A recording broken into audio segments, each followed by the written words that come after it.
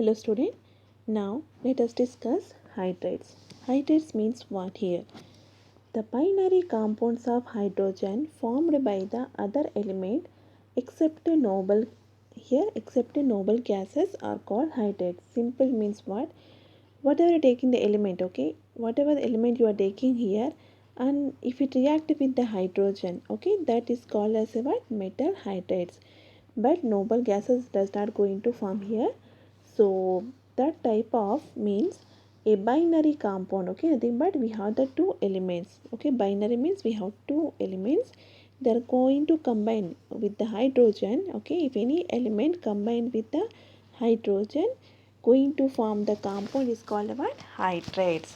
Now if you see here, second group element like magnesium hydrates, diboron means what here? Magnesium combined with the hydrogen and boron is combined with the hydrogen, so these are called what? Hydrates. Now here we have the classification of metal hydrates. So here we have three categories. First what? Ionic or saline hydrates. Second, covalent or molecular hydrates. Third one, metallic or non-stoichiometric or interstitial hydrates. Okay, all name you have to remember. Now, these covalent or molecular hydrates again classified as a electron deficient hydrates, electron precise hydrates, electron rich hydrates. Okay.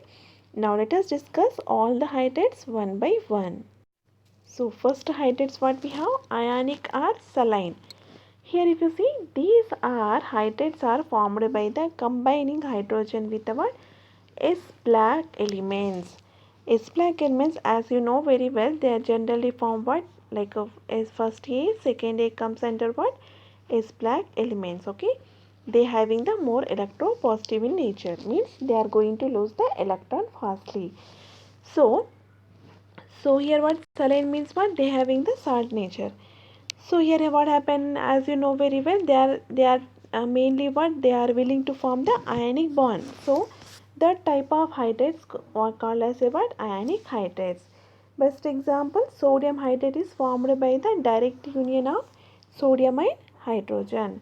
So sodium and reaction with the hydrogen gives rise the sodium hydride. Okay, this is an ionic example for the word ionic or saline hydrate. Now let us discuss the physical properties. If you see, these are crystalline in nature, means what? They is having the perfect some crystal structures, nothing but solid in nature. Now they are non-volatile and non-conducting in solid state. If you see, take in the solid state, they are non-volatile means, volatile means what? They are going to evaporate. Non-volatile means what? They are does not going to evaporate. Okay, so they are not going to evaporate and they are not conducting any electricity. So they are called as a what? Non-conducting in what? Solid state. Now if you see the melting point, they have the high melting point. Okay, means solid want to convert into liquid is called generally called as a what? Melting point. Now if you see the electricity now, but they are going to conduct the electricity what? In the molten state. Okay, in solid state that they are non-conducting, but in the molten state means what? In the liquid state they are going to conduct the electricity. Now let us discuss what are the chemical properties of what? These saline or ionic hydrates. So these hydrates on electrolysis liberate the dihydrogen at anode. So if you see best example, sodium hydrate. So what happens? It's going to ionize as what? Na plus H minus. So at anode what happened? Anode having the what? Positive charge. So it's going to attract what? Negative charge. So hydrogen is going to what? At anode, and it's going to lose the electron and forming the what? Dihydrogen. Next, these hydrates react violently with water producing dihydrogen. Violently means what? Very vigorously, okay, fastly and very vigorously. Producing the what? Dihydrogen. Here you can see sodium hydrate and reaction with the water giving the sodium hydroxide and liberating the what? Dihydrogen gas. Next, here lithium hydrate is used in the synthesis of some other useful chemicals or hydrates like what? Lithium aluminum hydride, lithium borohydride. So here you will see this is lithium hydrates. We are going to prepare some chemical, that is what, and reaction with the aluminum chloride giving the lithium aluminum hydride. What is the formula? LiAlH4. And reaction with the diborane, it is also called what? Diborane B2H6. So giving the another chemical what? Lithium borohydride, that is LiBH4. So next we have the covalent or molecular hydrates. So before going to that, we should again recap the previous our concept for this. Lewis acid, Lewis base. So what is a Lewis acid? Electron acceptor molecules called what? Lewis acid. Best example H plus. Lewis base means what? Electron donors. Best example we have the H2O, ammonia. Okay, and H2O we have the 2 lone pairs, and ammonia we have 1 lone pair. So Lewis acid means what? Electron acceptor. Lewis base means electron donor. Now let us discuss covalent or molecular hydrates. So here these are found from the what? P black elements. Just now we told saline or ionic hydrates are formed from the what? S black. Now but here covalent or molecular hydrates from the what? P black. Now again these already we told classified into what? 3 types. First one what? Electron deficient. Name itself indicate we have the deficiency of what? Electron. Electron deficient hydrates. Here these are the molecular hydrates in which available valency electrons are less than the required. Here for writing the Lewis structure of the molecule. Best example we have B2H6 diborane. Here this is the structure of diborane. Okay, here this is structure. Here if you see according to our structure as our knowledge, one bond means 2 electron. Here 2 electron, 2 electron, 2, 2, 2 electron, 2, 2 means total how many bonds are there? We have here this is 4. This 4 means total we have 8 bonds. 8 bonds means here we have total 1 bond means 2 electrons means we need the 16 electrons, isn't it? Okay, but here we have the only 12 electrons. How it is means that we will discuss in the structure of diborane later. Okay, so for writing the structure here we have the less than that of the required. Okay, we have the only 12 electrons. How means here if you see the boron belongs to what? 13th group. Okay, in the valency shell how many atoms we have? Only 3. Hydrogen, so 3 here we have the 3 the valence selection. How many boron we have? 2 atoms. So total how many? 6. Now if you see the hydrogen, this belongs to first A. So valency how many atoms are there? Only 1. How many hydrogen atoms we have? 6. So 6 into 1 means 6. So total we have how many? 12 electrons. But here how many we need here? 18 electrons we need. So these are called what? Electron deficient hydrates. So once electron deficient means what? They want the electrons. So these are called, these hydrates called as a what? Lewis acid. Why? Because means they are willing to accept the electrons. So these are called by Lewis acid. So in a covalent we have the another classification what here? Electron precise. Precise means we have the required amount of electrons. So here these are the molecular hydrates which contain the required number of valence electrons to write the Lewis structure of the molecule. Here if you see the structure here, for example, as you know very well, methane structure. Okay, here methane structure we have the 4 bonds. 4 bonds means 1 bond equal 2 electrons. So total how many we need? 8 electrons. Now let us see the count the valence electrons here. Carbon. Carbon belongs to 4th group. Okay. So 4th group means valency 4. How many carbons we have? Only 1. So total how many electrons going to contribute from the carbon? 4. Now hydrogen belongs to first A group. Okay. So it's going to contribute 1 electron. How many are there? 4 are there. So 4 into 1 means 4. So total how many valence electrons are available? 8 electrons. So we need the 8 electrons, and in the valence shell with the total atoms we have the 8 electrons. So this type of hydrates called what?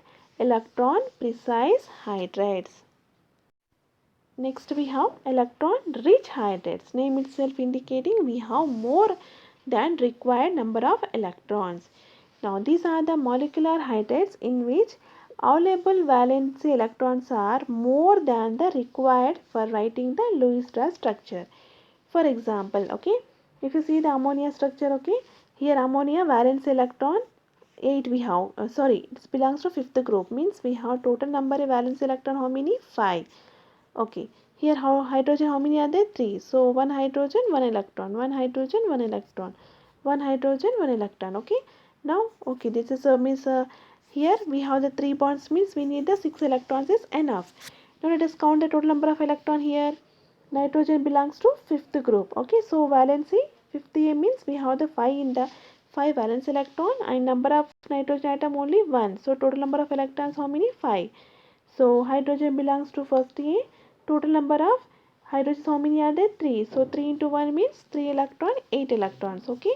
So here total we have the 8 electron in the valence cell. So if you write the structure, we have the 1 electron pair is more. So these are called as what? Electron rich hydrates. Okay. Like that you can see for the water molecule. Okay. Water here. Here central atom is what? Oxygen. If you write the Lewis-Strauss structure, we have the 2 electron excess pairs are there. So we have the more than that of the required one. Okay, 2 lone pairs. Here 1 lone pair is more. Here we have 2 lone pairs. Next we have HF. Okay, so here if you see the fluorine belongs to what? 7th group. So it has valency. How many electrons are there? 7. Now it's going to form the hydrogen 1 bond. So how many lone pairs are left? 3 lone pairs. Now, if you see, these hydrates have high boiling point than those of hydrates of the subsequent members of the group because of hydrogen bond formation. So, if you see here, because of hydrogen bonding, they have the high boiling point. Okay. So, as you know very well, because of hydrogen bond, intermolecular, intramolecular, okay.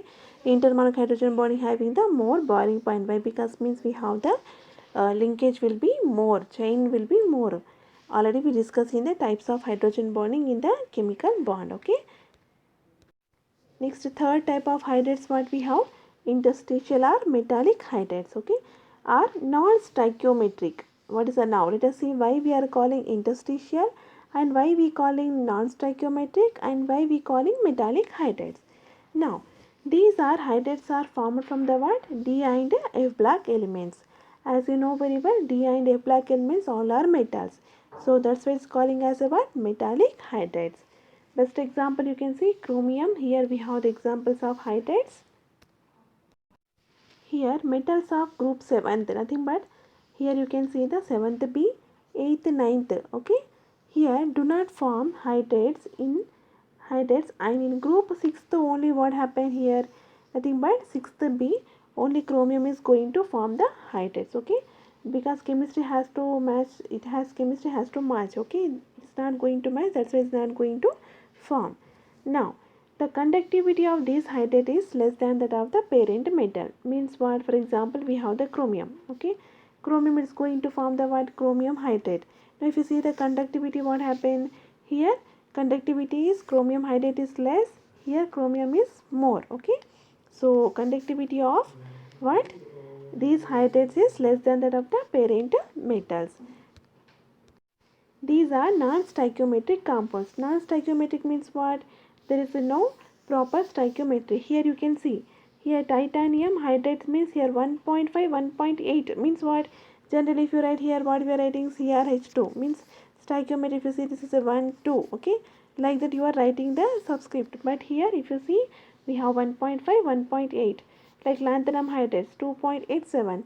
Here zirconium hydrates if you say 1.3 to 1.75 means that type of hydrates called what? Non-stoichiometrics. Now you understand what is a non-stoichiometric. There is no proper stoichiometry. Okay. Next, in these hydrates, law of constant composition does not form. Okay, law of constant composition means what? Already you came to know in the what?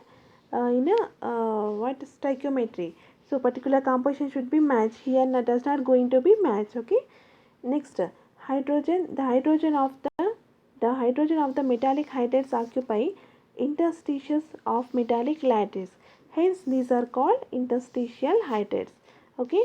Now, why we are calling the interstitial hydrates means before that we should know what is the meaning of interstitial space. Okay, so what is the interstitial space mean? Generally, so for example, I have the balls. Okay, I am going to arrange like in sequence. So what happened once the ball, if you arrange, what happened, we are going to get some space here. Okay, these spaces called as a what? Interstitial spaces. So for metals also, if you arrange here, so what happened, we are going to get some space. The spaces called what? Interstitial spaces. Now, so in the interstitial spaces means in this gap, hydrogen going to be what? Going to be it going to be combined. Okay, it's going to be trapped. So that's why it's calling as what? Interstitial hydrates means in the interstitial hydrogen going to be trapped. That is called interstitial hydrates. Now, and I think you understood why we are calling interstitial hydrates are non-stoichiometric and and, metallic hydrates. The property of absorption of hydrogen by transition metals is widely used in the catalyst reduction or hydrogenation reactions for the preparation of large number of compounds. What is the meaning here means, for example, we have the palladium metal. Okay, so what you are going to do on the palladium metal, you are going to absorb the hydrogen. Means now palladium metal is trapped the hydrogen molecules. Okay, so this is our alkene we have. I want to break this pi bond. So when you add this catalyst, what happens simply? This now you can see this platinum given the dihydrogen to the carbon by breaking the what bonds. So we are using the what catalyst now.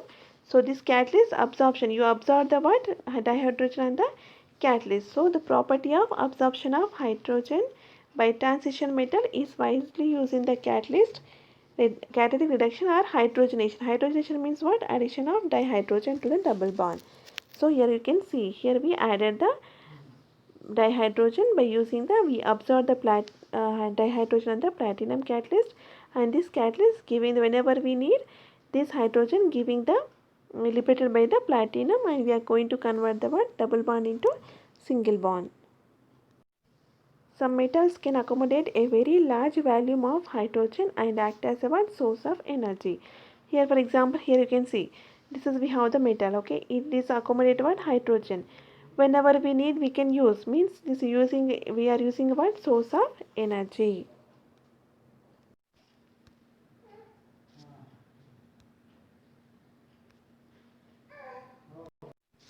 Now let us discuss problem number 8.2. Okay, now what is the question given means here? H2O, nothing but water, has the higher boiling point than those of H2O. Give reason. Here if you see here, this is we have H2O. Okay, it having the more boiling point that of the H2O. They are asking the reason. If you know here solution here, so on the basis of molecular mass of water, its boiling point is expected to lower than that of the H2O. Okay, here generally what happened, boiling point is generally what we tell here, boiling point is directly proportional to molar masses. So from here to here what happened in the group, molar masses is going to be increases. So molar mass increases means what happened, boiling point has to be increases, means H2O compared to H2O, H2S should be have more boiling point. But what happened here, H2O having the more boiling point than the H2S. Why? Because means here depends on the what? Magnitude of hydrogen bond. Okay. So hydrogen bond in H2O will be quite appreciable. Means what here? Means from here to here strength of hydrogen bond is going to be decreases. So here in our H2O we have the more hydrogen bonding. So it having the more boiling point. This is the reason. Okay.